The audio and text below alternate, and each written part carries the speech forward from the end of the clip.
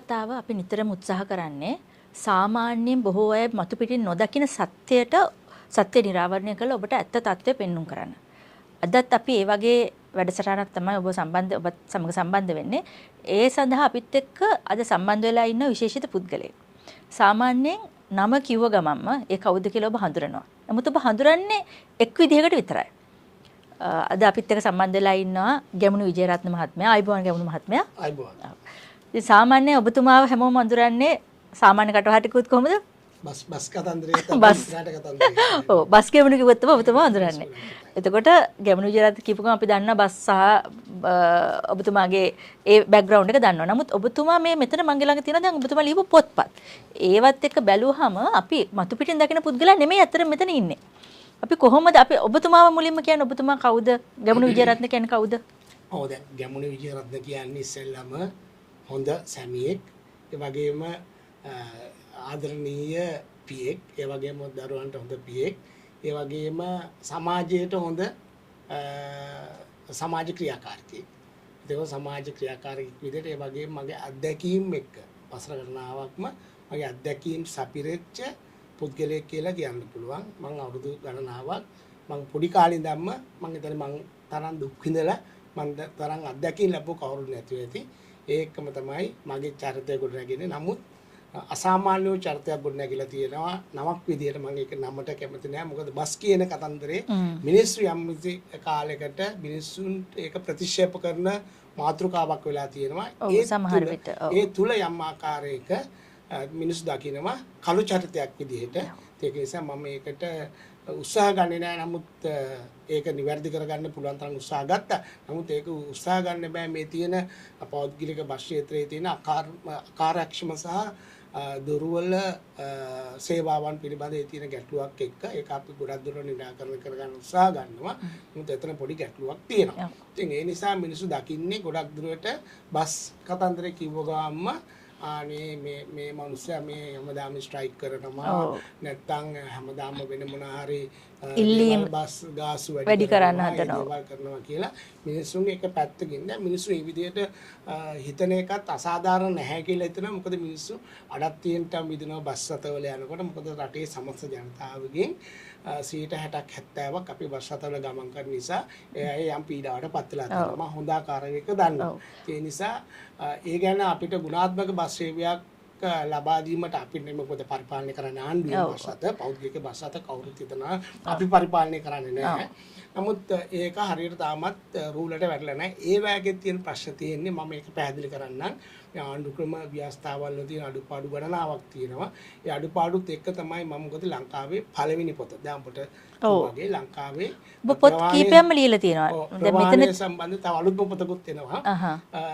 ඒ අලුත්ම පොත තමයි සිංහල ජාතියේ පරිණාමය සහ අවසානය. තාමත් හොඳ ඒ පොතක්. ඒ අලුත්ම පොත. ඒ පොත මම ඒක දැන් ගවේෂණාත්මක විදියට මම ඒක දැනට ගවේෂණය කරගෙන යනවා. මගේ පළවෙනි පොත තමයි 2004 මම ලියපු ඥාතුමෙන් පිට කියන ඒ පොත. ඒක ප්‍රවාහනය සම්බන්ධ පළවෙනි පොත ලංකාවේ ඥාතුමෙන් පිට කියන පොත. අපි එතකොට දැන් අපි මේ ප්‍රවාහනය සම්බන්ධය ගැන අමතක කරලා අපි දන්නවනේ ඔබතුමාගේ ප්‍රවාහනය සම්බන්ධ ඔබතුමාගේ තියෙන සම්බන්ධය අපි බලමු පොඩ්ඩක් ඔබතුමා මේ බලරංගනය කියලා පොතක් තියෙනවා ඊළඟට බලරංගනය 2 බලරංගනය 3 ඒ වගේම බලරංගනය 4 මේ වගේ පොත් කීපයක් තියෙනවා ඔබතුමා දේශපාලනයට සම්බන්ධ වෙන්නේ මොන විදිහකටද මම කතුරුවරයෙක් එක පැත්තකින් බලන් ගියා කතුරුවරයෙක් විදිහට දේශපාලනයට සම්බන්ධ වෙන්නේ ඒක ඉතාමත් අමාරු අතේවත් අමීරි සහ මීරි අධ්‍යක්ෂකින් ගොඩක් පිරිච්ච තැනක් ඒක. එතකොට විශේෂයෙන්ම කියන්න ඕන මගේ මුලම දේශපාලනය සිද්ධ වුණේ මම 1980 ගණන් වල. එතකොට මම පාසලෙන් ඒ උසස් පෙළ විද්‍යාංශයෙන් බයෝ අංශයෙන් මම සමත් වෙලා මම බංග්ලාදේශයට ගියා මම යාළුවෙකුයි පොලිටෙක්නික් කෝස් එකක් කරා. එතකොට එහි හිටියේ බංග්ලාදේශ වල පාලනය කරේ සියා රාමන් කියන හමුදා පාලකයා. එතකොට ඔය මොකද ඒ අර මේ ඊයේ පෙරේද බලයෙන් පා කරපු ෂේක් හසීනාගේ පියා මරලා තමයි පියාවයි ඒ සියලු දෙනාම කට්ටිය මරලා තමයි හමුදා පාලනය තිබුණේ. එතකොට ෂේක් හසීනා අප්පාගේ දැන් ওই තත්ත්වයට එක්ක මම අපිට ඒ ඉගෙන ගන්න බැරි වුණා. ගිහිල්ලා අපි නැවත වර ලංකාවට එතකොට අපි මම පොඩි අවුරුදු 18ක කොල්ලෙක්. එතකොට ඊට පස්සේ මම ඇවිල්ලා ව්‍යාපාර පටන් ගත්තා. නුගේගොඩ ප්‍රදේශේ ව්‍යාපාර පටන් අරගෙන මගේ යාළුවා ඊට පස්සේ රුසියාවට ගියා වෛද්‍ය විද්‍යාව ඉගෙන ගන්න. එයා වෛද්‍යවරයෙක් විදිහට ඉන්නවා. මමත් ඉගෙන ගත්තේ වෛද්‍යවරයෙක් වෙන්න. ඉතින් ඒක කරගන්න බැරි වුණා ඒ වෙලාවට. මට කරගන්න බැරි වුණා. නමුත් මගේ ධෛර්යය වෙන්නේ නැති එක මම ව්‍යාපාර පැත්තට ගියා. ඉතින් ඒකත් එක්කම මම ව්‍යාපාර ක්ෂේත්‍රයේ ඉන්නකොට මගේ තාත්තා මිය ගියා. මගේ පවුලේ 9 දෙනෙක් හිටියා. මගේ පවුලේ 9 දෙනාගෙන් ලොකු අක්කා විතරක් අසාදු බඳින්න හිටියේ. අනිත් සියලු දෙනාගේම බර මගේ කරට වැටුණා. ඒ සියලු දෙනා මම පෝෂණය කරා. ඒගොල්ලෝ කසාද බඳලා දෙකන් ඒගොල්ලෝ දෑවැදි පවා මම තමයි ලබා දුන්නේ. එතකොට ඊට පස්සේ මම 80 ගණන් වල ඇත්තම රටේ තිබ්ච 83 අපි දැක්කේ කෙලින්ම අපි මේකට ධර්මසේ එතකොට මම පාසලට යනවා 77 ජයවර්ධනගේ ආණ්ඩු කාලේ. නමුත් මම ඉගෙන ගත්තේ සිරිමාව බණ්ඩාරනායකගේ NCG කියන එක. NCG HNC. ඒකට තිබිච්ච එක්සෑම් එක. අපි දැන් අපි දැන් ඔබතුමා කොහොමද රනිල් වික්‍රමසිංහ සමග සම්බන්ධ වෙන්නේ? මම සම්බන්ධ වුණේ මම 89 ගණන් වල අපි රටේ තුන දේශපාලන ඒකාධිපතිත්වයත් එක්ක යම් යම් අපේ තරුණ අපේ මනස යම් යම් ආකාරයේ වෙනස් වීමකට ලක් වෙමින් තිබුණා. ඒක 83 කොළහලේ. ඒකට ඔබතුමා දැන් ඒකාධිපතිත්වයක් ගැන කියනවා. දැන් සාමාන්‍යයෙන් අපි දැක්කේ නෑ ඒක ඒකාධිපතිත්වයක් කියලා. මොකද සමාජවාදී ප්‍රජාතාන්ත්‍රික ජන රජයක් තිබුණේ. නමුත් ඔබතුමා ඒ කතා කරන්නේ හරියට නිකන් ජවිපේ අයගේ මතවාදයක්. කියන්න. ඒකට එන්න. ඒකාධිපතිත්වය අපිට ආකල්පයේ විදිහට 77 තුන පරිවර්තනයත් එක්ක මම දැක්ක. ඒකට අපි සක්‍රීයව මම මේක මගේ බණරංගනයේ පළවෙනි පොතේ මම ඒක සටහන් කරලා තියෙනවා. ඒකේ මම ඒ 77 80 අපේ මිනිස්සු ඒ ඡන්දෙ දුන්නේ ජයවර්ධනට ඡන්දෙ දුන්නේ මිනිස්සු මේක මේ අමතකයි මේ රටේ ජනතාවට අපේ මිනිස්සුන්ට කන්න මං කිව්වේ අපේ පාම්පෝලි මීඩියා හාල්පෝලි මීඩියා මම සම්පකාට ගිහලා හාල් ගත්තා අපි පොඩි එතකොට නමුත් අපිට අමාරු කාලයක් තිබුණා නමුත් මම අපේ ගෙදර මොනාරි වැව්වා මට මතකයි මම පොඩි කාලේ බතල පාත්ති දානවා එතන මොනාරි මඤ්ඤොක්කාරි වෙනවා එතකොට හොඳ කාලයක් තිබුණා එතකොට මට මතකයි මං හිතන්නේ 72 කැරැල්ල වෙලාවේ අපි පාසල් යනවා මට මතකයි ඒ දවස්වල අපි 72 71 කාලේ අපි මාළු කෑවේ නෑ මං හිතන්නේ මේ පරණ අම්මලාට තාත්තලාට මතක ඇති මාළු කෑනේ මරලා ඉවරලා මූත්‍ර දානය කියලා කතාවක් තිබුණා ඒ දවස්වල සිරිමා බණ්ඩාරනායකගේ කාලේ හරි එතකොට මම මේකේ උනේ 88ක් දෙනවා කියලා තමයි අපි මිනිස්සු බොහොම රවට්ටන්න පුළුවන් අපේ මිනිස්සු හැමදෙස්සෙම අපේ මිනිස්සු සිංහල ජාතිය මම ඒක අලුත්ම අපේ වර්ෂන් එක අලුත්ම මගේ පොත ලියන්නේ මේ මිනිස්සු නිකන් ඉඳලා කන්න ගොඩක් කැමතියි අපේ මිනිස්සු. ඉතින් ජයවර්ධන බොහොම උපක්‍රමශීලීව ගත්තා 88ක් දෙනවා කියලා ඉරලා ඡන්ද ගත්තා 6-5ක වලයක් එක්ක මිනිස්සු ඡන්ද දුන්නා. එතකොට 88ක් දෙනවා කිව්වේ ජයවර්ධන ඊට පස්සේ පිටි දුන්නේ. මට මතකයි අර අපි ඉස්සර මේ ගුවන්විදුලි සංස්ථාවේ නිවුස් යනකොට තේමා වාදනයේට තිබුණ ඇට කන්න බැරි හින්දා පිටි දුන්නේ රොටි කන්න ඒ වගේ කියලා වගේ ඒවත් එක්ක අපි මිනිස්සු මං හිතා හැමදාම අල්ලස් දේශපාලනට පහුගිය කාලේ පුරාම රැවටිමින් එනවා. අදත් ඒකම තමයි සිද්ධ වෙන්නේ. මේ මම හැමදාම කියන මේක ප්‍රයිමරි දේශපාලනය. තාම අපි රනිල් වික්‍රමසිංහගේ දේශපාලනට අපේ ලංකාවේ කවුරුත් අවතීත වෙලා නැහැ. ඒක දන්නේ නැහැ රනිල් වික්‍රමසිංහගේ දේශපාලනය. මෙන්න මේකයි මෙතන ගැටලුව. හැම මිනිස්සුම හිතනවා අල්ලස් දේශපාලනය. දැන් පහුගිය කාලේ පුරාම මේ සිද්ධාන්තය උනේ අල්ලස් දේශපාලනය තුල තමයි අදත් මේ රට අකර්මණ්‍ය වෙලා තියෙන්නේ. එතකොට දැන් අපි කතා කරද්දී ඔබතුමා 89 දී කියන ඔබතුමා ඔය කියනවා නම් ජයවර්ධනගේ ඒකාධිපති පාලනයක් කියනවා නම්. කියන ඔබතුමා එතකොට ජවිපෙට සම්බන්ධ වෙලා හිටියද ඒ කාලේ? ඔව්. ඇත්තෙන්ම මම 89 හමුදා අත්අඩංගුවට වුණා. 89 ජවිපේ දෙවනි පෙළ ක්‍රියාකාරීෙක් විදිහට. එතකොට 89 ඒකේ එතකොට මම අපි දැක්කේ ඒකට හේතු පාදකයක් වුණා. ප්‍රධාන හේතු උනේ දැන් ඒ වෙලාවේ මම ජවිපී ක්‍රියාකාරීෙක් විදිහට වැඩ කටයුතු කරන වෙලාවේ අපිත් එක්ක මම නම් කියන්නේ නැහැ ගොඩක් දුරට. මම ඒක නම් කියන එක සාධාරණයක් වෙන්නේ නැහැ.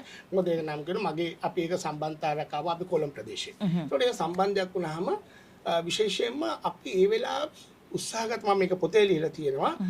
අපි සිරිමා බණ්ඩාරනායකත් එක්ක අපි උත්සාහ ගත්තා. ඒකේ ප්‍රධානම දේ තමයි දැන් ජයවර්ධන මෙයා කවුද රෝහණ විජේවීර සහෝදරයාව නිදහස් කරා. ඔව්. හරි. ඊට පස්සේ අපිට දේශපාලන ප්‍රවාහයට එන්න ගැටලු කීපයක් තිබුණා. එතකොට ඒ වෙලාවේ අපි උත්සාහ ගත්තා පුටුව ලකුණු යටතේ ශ්‍රීමා බණ්ඩාරනායකත් එක්ක එකතු වෙලා සන්දානගත වෙලා එන්න. ජවිපේ සහ ඒ වෙලාවේ එතකොට යම්කිසි අර්බුදයක කරිකාර තත්වයකට තිබුණා. ඔබ මේ කියන්නේ 80 ගණන් වල. 80 ගණන් වල. තත්වයකට තිබුණා. නමුත් ඒ වෙලාවේ අනුර බණ්ඩාරනායක මහත්තයා ඒකට ඉඩ දුන්නේ නැහැ.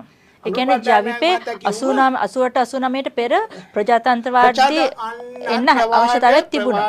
පැමිණෙන්න සියල්ලම සූදානම් වෙලා තිබ්බා. ඒ කියන්නේ සාධාරණ විදියට එන්න. එතකොට ඒක කඩාකප්පල් කරේ අනුර බණ්ඩාරනායක මහත්තයා. ඒ කිව්වේ අම්මට කිව්වා අතල යකනේ අපිටෙන් ඉන්න. මොකද මේක පරිණි කට්ටිය දන්නේ නැති. අතල යකනේ අපිටෙන් ඉන්නේ. එහෙම නැතුව මේක සම්දානගත වෙන්න බෑ කියලා. එතකොට ඒ සම්දානේ කැඩුනා. ඒ කැඩුනාම ඒක ඒ වෙලාවේ අපි අර කියන නන්නත්තරුණා කියන කතන්දරෙත් ඒ වෙලාවේ යම් විදියකින් ප්‍රජාතන්ත්‍රවාදයට එන්න අපිට මේ රටේ තියෙන තත්ත්වය අපි දැන් මගේ එදා තියෙන මේ එක මම කියන්නේ. හරි මම තරුණයි. හරි එතකොට මම කසාද බඳලා නැහැ. තරුණ කොල්ලෙක්. තරුණ ජාවය තරුණ එක්ක තමයි තියෙන්නේ. එතකොට අපි ඒ වෙලාවේ අපි ඊට පස්සේ තීරණය කරා මේ විදිහට ඉන්දියානු අධිරාජ්‍යවාදයට විරෝධය දක්වන්න. ඒ කියන්නේ අපි ඒක එදා කරේ 87 ඉන්දු ලංකාවේ උස්මකට විරුද්ධව අපි කටයුතු කරා. අතම අපි ඊට පස්සේ තමයි මේක වැටුනේ.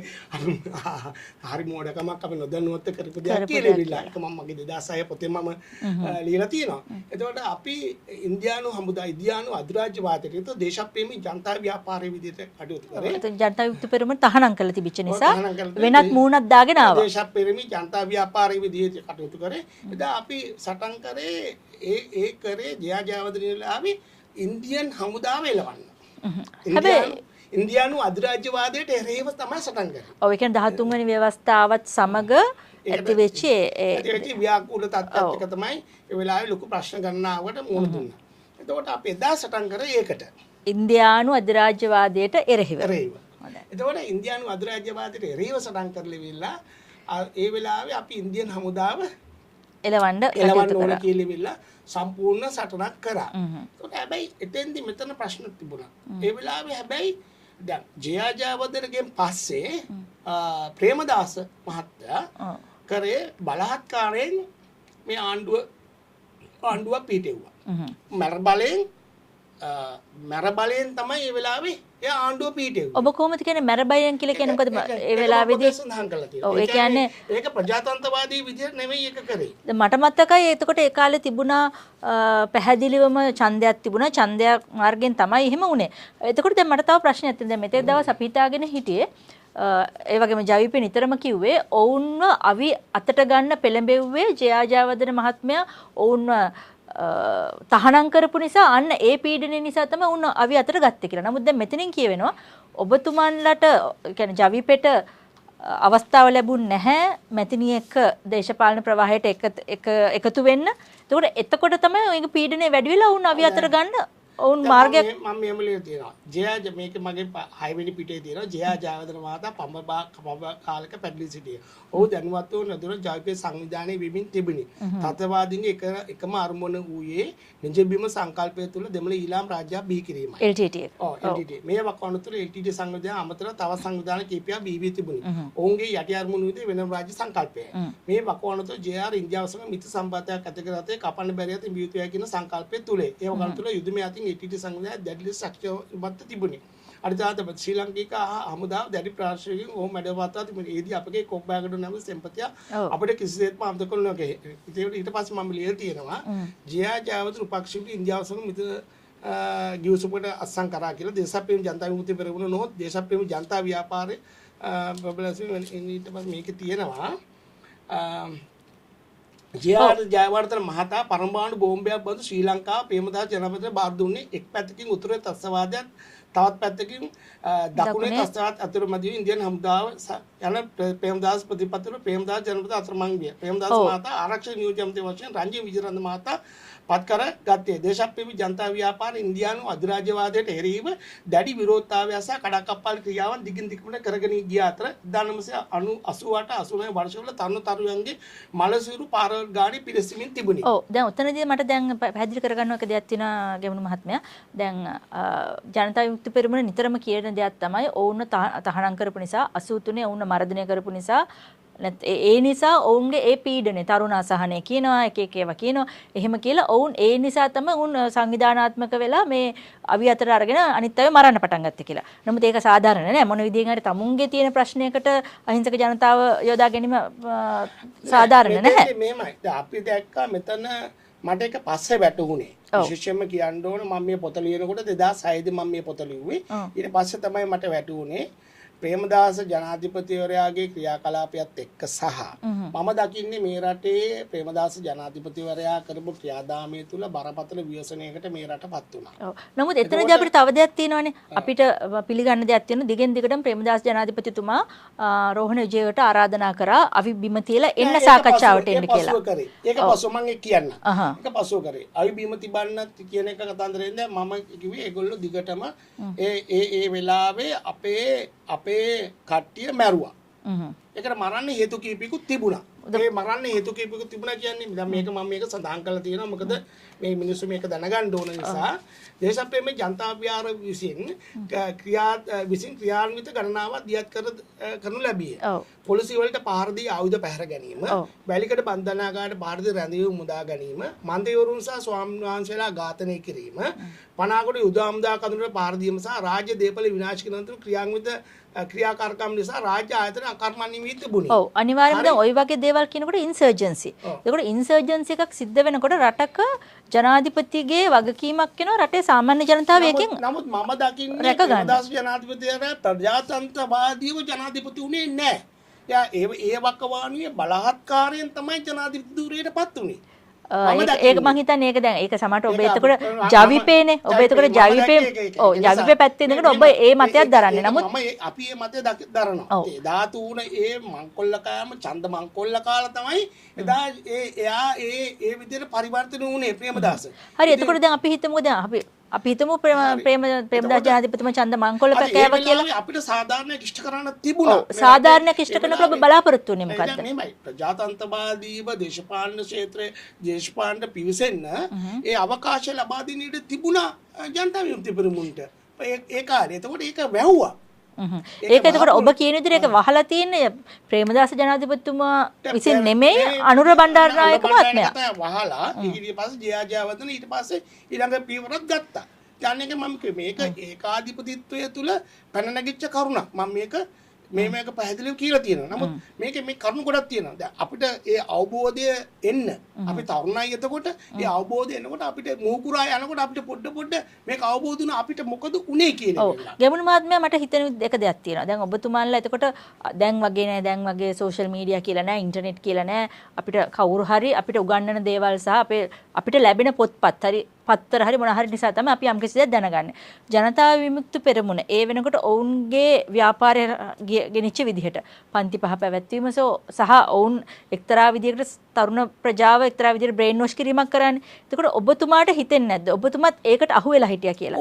මොකද අනිවාර්යයෙන්ම මොකද ජනතා විමුක්ති පෙරමුණ තමුන්ගේ ක්‍රියාවල් අපි මෙහෙමයි ගොඩක් කට්ටිය එකිනෙකාට සම්බන්ධයක් උනේ නැහැ. මම ඍජුව සම්බන්ධ වුණේ කොළඹ හිටියා අපි අනවර්ත නාම සකස්මු කරලා තිබුණා. එතකොට මාව 89 අත්අඩංගුවට ගන්නකොට මාව අත්අඩංගුවට ගත්තේ වෙලාවෙම තමයි කියලා දවස් 2කට 3කට පස්සේ තමයි ගත්තේ හමුදා අත්අඩංගුවට ගත්තාම ඒක පස්සේ තමයි රෝහණ විජේ සහෝදරයව ගත්තේ. එතකොට මාත් එක්කම මාව අරන් යනකොට මම අරන් ගියේ මගේ ගෙදරට ආවිල්ලා හයිස් වෑන් දෙකක් සුදු පාට හයිස් වෑන් දෙකක් ඇවිල්ලා රාත්‍රී 9 විතර අරන් ඇවිල්ලා මම මාව ගෙනියනකොට ඊට පස්සේ යනකොට මම ටික දුරක් යනකොට මාව ගෙදර ඔක්කොම අපේ ගෙදර චෙක් කරා ගෙදර චෙක් කරලා මට කිව්වා අම්මලාට කිව්වා දොර වහගෙන ඉන්න කියලා අපි පුතාව අරන් යනවා කියලා ඒ වෙලාව මම හිතේ විශේෂ වීදුම් මේකේ තමයි ඇවිල්ලා හිටියේ මට සීට් එකට යනකොට ඔළුව පාත් කරගන්න කිව්වා සීට් එකේ ඔළුව ඇතුළට දාගන්න කිව්වා ඊට පස්සේ මම ෂර්ට් එක ගලවපන් කියලා කිව්වා ෂර්ට් එක ගලවලා ඇස් දෙක බැඳ ගනින් කියලා කිව්වා ඊට පස්සේ මම ඇස් දෙක බැඳගත්තා මම දන්නවා දැන් මාව මරන්න ගෙනියන්නේ කියලා මම ජීවිතය අත්හැරලා තිබුණා ජීවිතය ආසාව අත්හැරලා තිබුණා ඊට පස්සේ ගෙනිහිල්ලා ආපහු තව දෙන්නේ තුන් දෙනෙක් දාගත්තා ඒගොල්ලොත් එක්කම අපි කැම්ප් එකට අරන් ගියා මම ඒ කැම්ප් එක සඳහන් කරන්නේ නැහැ කොයිද කියලා ඒක හොඳ නැහැ ඒක කියන එක එතකොට ඒ වෙලාවේදී ගහනවා ඊට පස්සේ දවසේ ඉතින් අපි පඩිපෙළක ගිහලා ඇස් දෙක බැදලා මාංචු දාලා තිබුණේ පඩිපෙළක තිබ්බා අපි ඔය පඩිපෙළේ වගේ මං හිටියේ ඊපස්සේ ආපහු උදේ 10ට 11ට එතන පාන් වගේ දුන්න උදේ කන්න මට කන්න බෑ වෙලාවෙ ඊට පස්සේ දැන් මං දන්නවා මරන්න ගෙනියන්නේ කියලා ඉවිල්ලා ඊපස්සේ මා උදේ කතා කරලා ක්වෙස්චන් කරන්න ගත්තා ගන්නකොට ඒ ඔක්කොම ගොඩක් කට්ටිය මැරලා තුන වෙලා ඊට පස්සේ මට ගහනකොට මං කිව්වා සර් මට මාංචු දාලා මං කිව්වා මේ මාංචු මං කිව්වා සර් මට ගහන්න මේ විදිහට මේ කරන්න එපා මේ එකපාරම මට වෙඩි තියලා දාන්න සර් මගේ උදව්වක් විදිහට මට මගේ මිනිහ මගේ අම්මලාට පේන්න දාන්න කියලා එල්ලා මං කිව්වා ඒකට දැන් මම ජීවිතය අත්හැරලා ඊට පස්සේ කොමාරි අපේ අම්මලා ඒ කාල වකවන තුල ගොඩක් කට්ටිය තැනකට ගිහිල්ලා ප්‍රබල දේශපාලඥයෙක් ගාවට ගිහිල්ලා තිබුණා.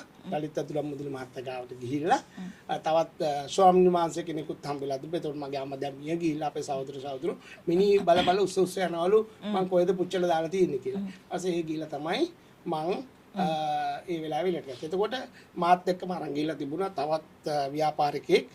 එයා තමයි එයාගේ නම මම කියන්නේ. එයා දැන් මිය ගිහිල්ලා කොළඹ ප්‍රදේශයේ ප්‍රසිද්ධ ව්‍යාපාරිකයෙක්. එයා තමයි ඩී.එම්. ආනන්දව දන්නේ. ඩී.එම්. ආනන්ද සහෝදරයාත් මම බොහොම ළඟින් ආශ්‍රය කරා. ඩී.එම්. ආනන්ද සහෝදරයා විතරයි දන්නේ රෝණ විජය සහෝදරයාගේ නවාතන. ඒක රෝණ විජයගේ නවාතන පෙන්නුවේ ඩී.එම්. ආනන්ද සහෝදරයා. ඉතින් ඩී.එම්. ආනන්ද සහෝදරයාත් මිය ගිහිල්ලා තියෙනවා. ඒ සියල්ලම මිය ගියා.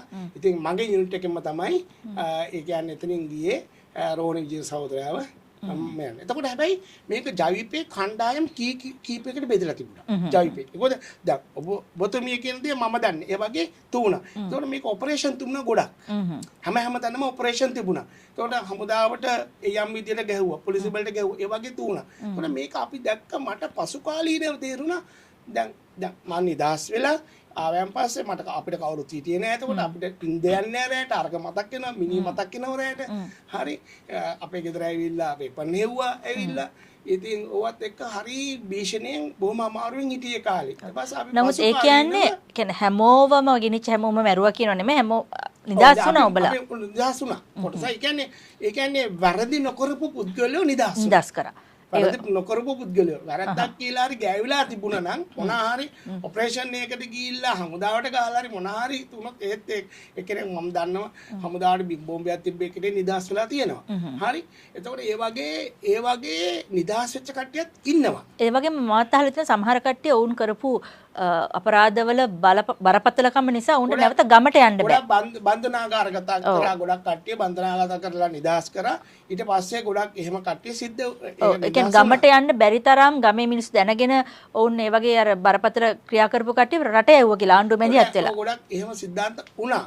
නමුත් කෙසේ වෙතත් ඊට පසු කාලීන තමයි අපි දැනගත්තේ. මම ඊට පස්සේ ටික දවසක් ගිහිල්ලා මම දේශපාලන පියුසුනේ මේ ලලිත් අතුලම් මුදලි මහත්තයත් එක්ක එතනින් මම ඒ පැත්තට ආවා. ලලිත් අතුලම් මුදලි මහත්මයාගේ ඝාතනයත් එක්කම මම ශ්‍රී මේ එතුමියගේ ශ්‍රීමණී අතුලම් මුදලි මහත්මයාගේ පැත්තෙන් ඇවිල්ලා මම එහෙම සම්බන්ධතාවයක් තමයි සජාතික පක්ෂයට මම සම්බන්ධ වුණේ. හරි. ඔව් එතකොට දැන් අපි දැන් මේ කතාවේ පළවෙනි කොටස අපි මෙතනින් අපි පොඩ්ඩක් නවත්තමු. ඒ කියන්නේ ඔබතුමා ජනතා විමුක්ති පෙරමුණේ ක්‍රියාකාරී සමාජිකයෙක් විදිහට ඉඳලා මම හිතන විදිහට ඔබතුමාත් තරුණ නිසා ඒ කාලේ සමහර විට යම්කිසි නොමගෑවීමකට ලක් වෙන්න ඇති නොදැනුවත්වම ඒ දේවල් ඒක කියන්න එපා. ඒ කවුරුත් තුනත් කතා කරන්න එපා. ඒක ඒ තරුණයට තියෙන හැඟීම. කියන්නේ ඒක හැඟීම දැන් හමුදාවට ගන්නේ තරුණ ළමයිනේ. පස්සේ ගිහලා හමුදාවට ගන්නේ නැහැ. අපේ ජවයයි අපේ හැඟීම ඒක පාලනය කරන්න බෑ. ඒක තමයි වැරදි විදිහට යෙදෙව්වොත් ඒක වැරදි විදිහට දැන් ඔබේ ඒ තරුණ ජවයේ උතුරේ යුද්ධයට විරුද්ධව කොටින්ට විරුද්ධව යෙදෙව්වා නම් ඔන්න ඔබ යුවීරයෙක් වෙනවා. නමුත් ඔබ ඒක අපේම ජනතාව වෙනුවෙන් අපේම අහිංසක ජනතාව වෙනුවෙන් ඉදිරියට නමුත් මම ඒක පසු කාලීනව තේරුම් ගත්ත නිසා. ඇත්තම මොකද අපි අහුවෙලා තියෙන්නේ ඉන්දියානු හමුදා මොකද මේකේ මම සඳහන් කරලා තියෙනවා එදා අපි ජාවිපේ LTT සංවිධානය සමග ප්‍රබල සම්බන්ධතාවයක් තිබුණා කියලා. තිබුණා. ප්‍රබල සම්බන්ධතාවයක් ප්‍රබල තිබුණා. සම්බන්ධ මම මේක පොතේ සඳහන් කරලා තියෙනවා. අපි ඒ ගැන කතා කරමු. අපි ඊළඟ එපිසෝඩ් එකෙන් කතා කරමු. අපි ඒක ගොඩාක්ම ඉතාමත්ම හොඳ සම්දිස්ථානයකට ඔබතුමා පැමිණියේ. අපි ඒ ගැන කතා කරමු ඊළඟ එපිසෝඩ් එකෙන් තවත් කතාංගයකින් තවත් වැඩසටහනකින් හමු වෙමු. එතෙක් ඔබට ආයුබෝවන්. ආයුබෝවන්.